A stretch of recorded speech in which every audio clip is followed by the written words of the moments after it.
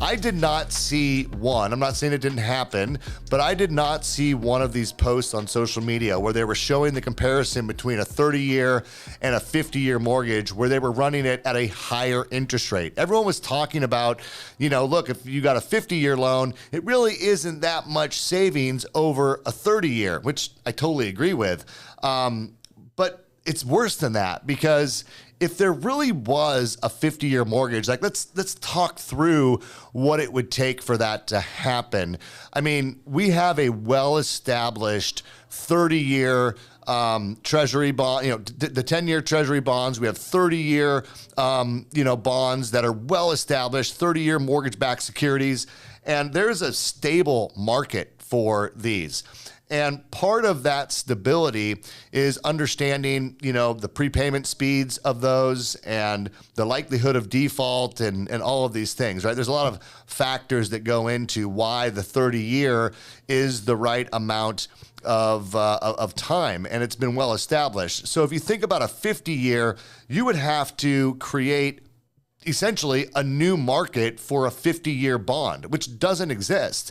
And it's just reasonable to me to assume that it would require a higher yield for investors for a 50-year note. So I just don't see any world in which the interest rate for a 50-year mortgage would be close to the current interest rate for a 30-year. I mean, we don't really see that with a 15 and a 30-year. 15-year rates are lower. Now, we can talk about inverted yield curves and all this stuff, but in a normal yield curve, simply by definition, shorter term interest rates should be at a lower yield, and higher, longer term are at a higher interest rate, a higher yield.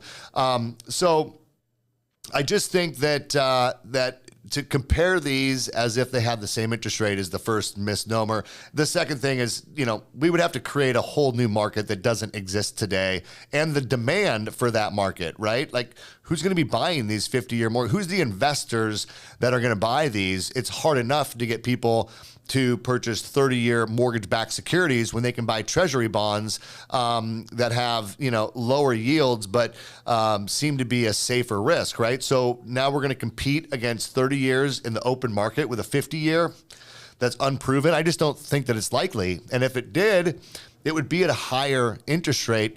And I did some math. I'm not going to pull up like a side-by-side comparison of the difference. You guys have seen, hundreds of those if you're in the mortgage and real estate industry. But the comparison I did was, how much higher would the interest rate need to be for there to be no difference in the payment whatsoever? And it's about 100 basis points. It's about 1 point in rate. So a 6% payment on a 30-year, a $500,000 loan at 6% interest on a 30-year loan is $2,997, call it $3,000. And it's 7% on a 50-year note, it's at $3,008. So, I mean, eventually we're within, $10, $11 here difference. So a 1% premium in the rate in order to be a 50-year completely negates any monthly savings whatsoever. And I think that that's a reasonable number. Matter of fact, I think in the early stages of this being an unproven market, to think that premium wouldn't need to be 100, 150 basis points higher to support a 50-year mortgage, I think is totally reasonable. So, to me, it's just a silly thing to even talk about. Now, what I have seen is I've seen 40-year amortizations. And if you think about the 40-year loans that are out there, and most of you that have been in the mortgage industry know this is a feature of a 30-year mortgage, right? So it's a 40-year amortization on a 30-year note. So it's a 40 due in 30. And it's really like an adjustment. There's like an LLPA for that feature, if you will, to be amortized over 40 years. So if we were going to do this at all, to me, that would be the more plausible way in which this would be done, which would be like a feature of a 30-year loan. So you're still using the well-established 30-year MBS as kind of the baseline, and then you're adjusting for the 50-year amortization. But again, that adjustment, like all loan level price adjustments, we've talked about them a lot here on this podcast, would come at a bit of a premium. Now, maybe in that case, we're talking more like 50 basis points in fee versus rate. So maybe now we're closer, but still eroding that already small amount of difference in monthly payments. So look, this 50-year thing, I've had a lot of people reach out to me with what my thoughts are on it. Those are my thoughts on it. I don't see it really gaining much traction at all.